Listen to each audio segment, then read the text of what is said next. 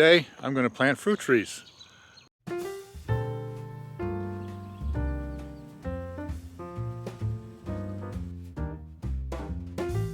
Here we go.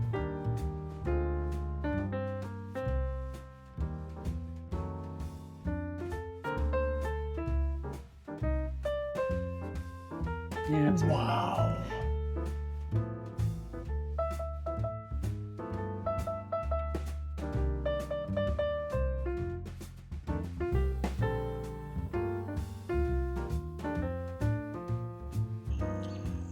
Well, hey everybody, I'm Bill with Live Simple, Live Free, and today I'm going to plant fruit trees. I'm actually here alone right now. I dropped Elizabeth off at the airport this morning. She's going to visit her sister for about a week and a half. So it'll just be me and Pop for the next week and a half. Of course, my videos are usually delayed by that, so by the time you see this, she'll probably be just about ready to come home. Anyway, before she left, we went out and bought a few fruit trees that we want, and we talked about where we were going to put them, and so I'm going to get those planted while she's gone. I have 1.33 acres here, and you would think that with that kind of land, it would be easy to find a place to put trees. Not necessarily. So this is our front yard, and I could easily fit 4 or 5 trees in there, right in there. That would be a great place for it. However, see where I park our travel trailer right there? In order to get that there, I have to be able to drive all the way down, pull in down there on the grass, and then back up into the parking spot. Actually, I wouldn't even be able to do that if I didn't have 4-wheel drive, because when I get down there, with the weight of the trailer trying to back up on the grass, the tires just spin. Then I put it into 4-wheel drive and it backs right in there. I could possibly park the trailer up here where the truck is parked. That would work. But we like to have the trailer down there closer to the house because it's easier for us to plug it in. Also, I can hook up water and sewer there considerably easier than if it was all the way out here. And we do that because we use that for a guest room when people come to visit, which works really well. So the front doesn't really work to plant trees because then I wouldn't be able to park the trailer there.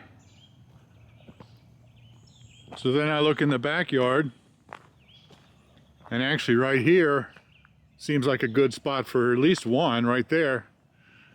But then I block access to the backyard with the truck because what I like to do is to be able to back the truck down here so I can get to the wood pile way back there, so I can unload the wood into my new wood shed right here without carrying it. So I can't really plant a tree anywhere along here. Also, this whole section in here is open. Could fit several in there, but that's where the septic system is. So I can't really plant them on top of the septic system, which means that the only area we have left is this back area here. We're planting on 4 fruit trees, and they're going to go in here. But we figured out where we're going to do it. Before she left, we talked about where we wanted it, so I'm going to get her done. Hopefully while Elizabeth's gone, she'll come back and she'll find the trees. We're planting on 4 fruit trees. So Elizabeth is very excited to have a fig tree. She likes figs, so we're going to plant this. She got this at Lowe's this past spring, and it's been here on our porch in the bucket all summer. When we first got it, it's a tiny little thing, and when we first got it, it had 1 leaf at the top. That was it. And after we brought it home, that leaf died, and it was just a stick for about 2 months, and she despaired that it had died. And then all of a sudden, it grew all of this stuff at the bottom, and it grew, I think, 6 or 7 large leaves at the top. So it's doing well. It doesn't have leaves now because it's fall, and about 2 weeks ago, they all turned yellow and fell off. We've still got a few down here, but I think it's going to do well once we get it transplanted. And then over here, we've got an apple tree. This is a Macintosh apple. Apparently apple trees, some of them can self-fertilize and some of them need 2 or 3 to be able to produce any fruit. This one is self-fertilizing, So we can get by with just one apple.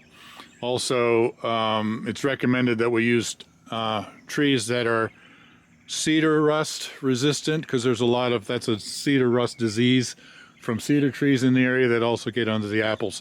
So we got a cedar rust resistant McIntosh apple.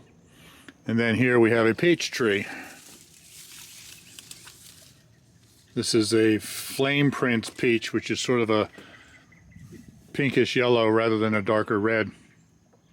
So we're going to plant that too. Elizabeth and I both love peaches. And then I want a mulberry tree. I grew up with a mulberry tree in our front yard, and I absolutely love mulberries. You could do so many things with them. And that tree, when I was growing up, when it was full of ripe fruit, we just spread sheets out on the ground underneath. I'd climb up into it and shake the branches, and we would get bushels of mulberries. And my mother used to make them into pies and cobblers and put them on cereal and all kinds of stuff. So I want a mulberry tree, but so far we haven't found a place that sells one. We've found a couple of places online that do, so we might be looking into that. So for right now, I have the 3 trees to plant, and then I hope to also be getting a mulberry tree.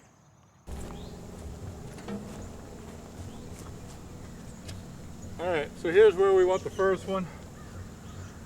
Guess I just got to start digging. Oh, hey, thanks. Oh, yeah, sure. It's the least I could do.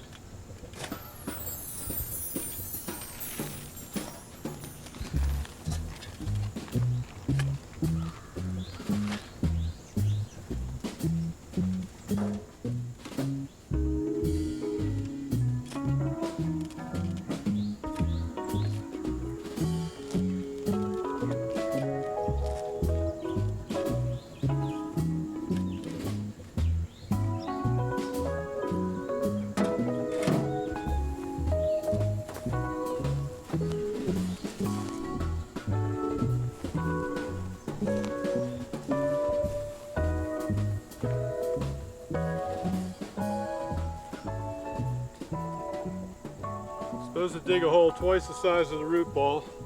That's 1 foot across, so I got to dig a 2-foot hole. So I dug down here about 1 foot, and I hit a great big rock right there. And as I was digging it, all of a sudden I remember Barry telling me that this whole area is bedrock, and his house is right up over there. And he said there's many places on his property where the dirt is only 6 inches deep, and then you hit bedrock. So obviously a tree's not going to go there. And now as I back up and look around, I see there's a large section right here of grass all the way up in there that just doesn't grow as well as the other grass, and that tells me that it dries out in the summer because of the bedrock and the shallow soil. So I'm going to have to try to figure out places where I can plant these where I've got a little bit deeper soil. So I tried digging the first hole right there. Now I moved maybe 30 feet or so and dug this second hole. So this is the second hole that I dug, and I hit bedrock right here, but it's like shale. And as I went further down, this drops off. Down here it's still bedrock, but I was able to break it up a little bit. This is more than 1 foot deep. It's about 3 or 4 inches deeper than the root ball. I'm not sure what to do here because I don't know if the roots go straight down or if they go out. I have no idea, and each tree might be different anyway. But I'm afraid that it is what it is, and if I got bedrock all over the place like this, I'm just going to plant it and see what happens. It might be fine, or the tree might die. I have no idea. But I got the trees, and this is what I got, so I'm going to go with it. So since I've never planted a tree before, I questioned the guy at the nursery where we bought the trees considerably about how to do that, and he did confirm that fall is the best time to do it. And he said that I need to make the hole twice as big as the root ball. He said I need to mix in about 50% of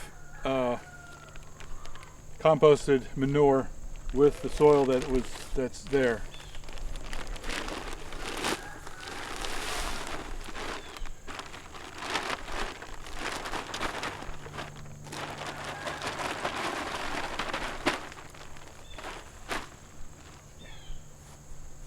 So I'll just mix this up a little bit. The soil as I have here, until I hit bedrock, the soil itself is actually pretty good. By the way, this was another good reason, and I didn't even know it, to build the raised bed gardens that I did.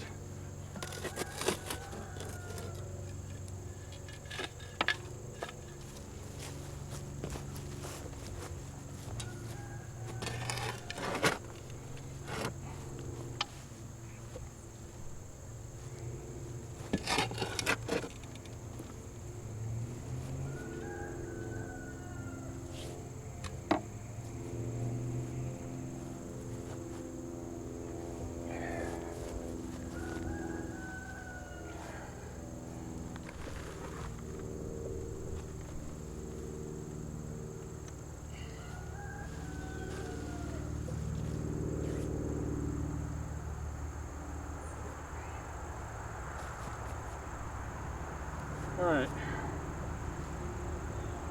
that gives me a little bit of room to put some of this soil underneath.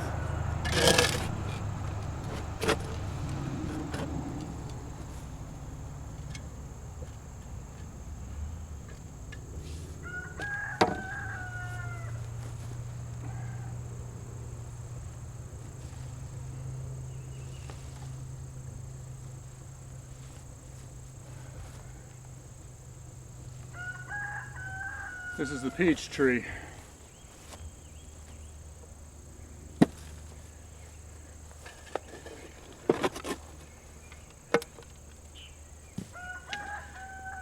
I'm going to go get a little bit more manure to mix in there.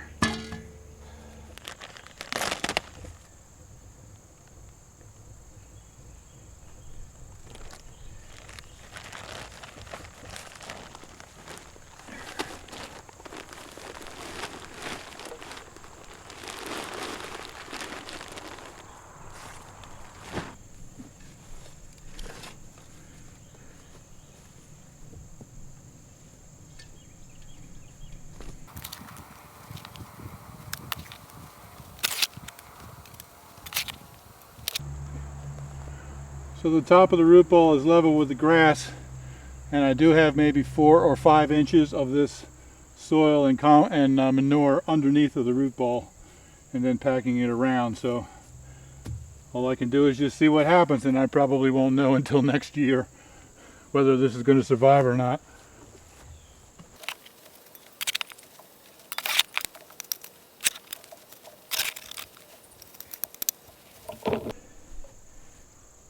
And of course it needs to be watered right away, but this is way too far from the house, so unless or until I buy another 150 feet of hose, I'm going to be watering it like this.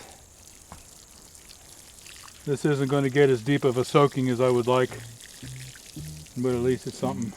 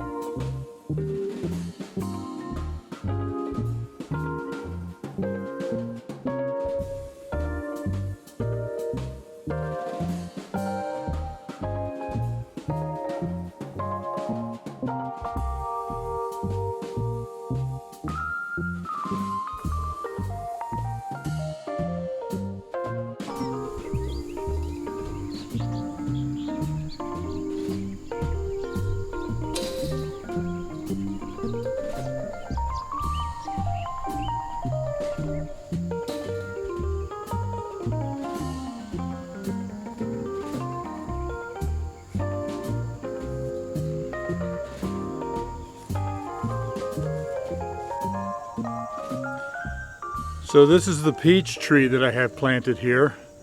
And as you can see, I put fencing around it to keep the deer away because the deer would destroy it. Fencing will have to be there for a couple years before I can take it away. But this is actually 2 days later.